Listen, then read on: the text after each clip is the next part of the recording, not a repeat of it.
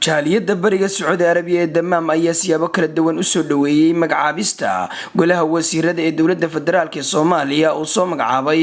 horaantii wiiga ra'iisul wasaaraha Cumar Cabdirashiid iyagoona talooyin siiyay sheegeen in wasiiradu aysan noqon kuwa danahooda eega ee shacabka ay hormariyaan fikradihii kala duwan ay soo bandhigeen jaaliyaddu waxa hadalladoodii kamid ahaa magaca jaaliyadda sharqiya waxaan maaragtay وريها عقارن وين الله يجزيه أدية تلفزيون كرايو تي في ما تقول رئيس وحنا ربنا الذي كدي توزير هذا عصب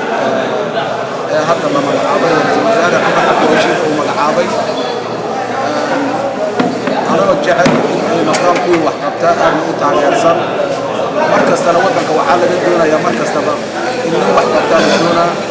بسم الله الرحمن الرحيم مقعي عمر دقري محمود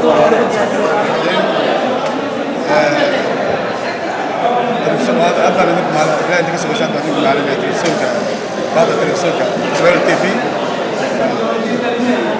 ثم سنتي في صدق غارق على مسيسان يا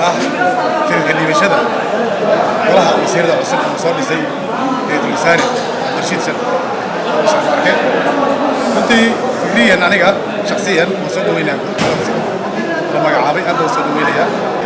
قلها برلمان وحال باقية إني أستحيان وسير هذا العصب ويهنا هذا الرياضة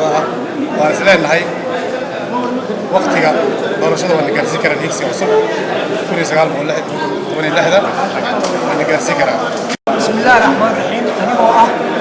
قومية جالية الصومالية قد دعمت الخبر الشرقية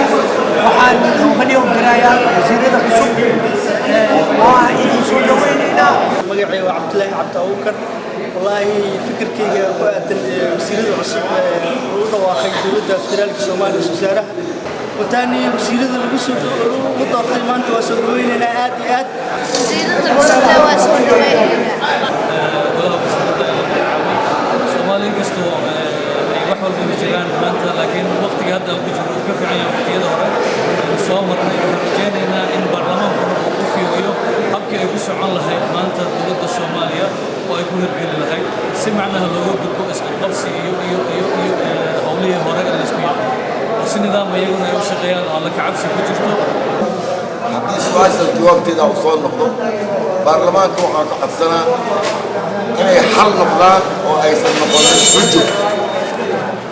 baarlamaanka Soomaaliyeed waxaa ka codsanaynaa inaysan noqonin xujo ay noqdaan xal ay ansixiyaan si kastaba ha ahaatee waxaa si aan kala go' lahayn u soo baxaya soo dhaweynta iyo taageeridda golaha wasiirada ee xukuumadda cusub ee Soomaaliya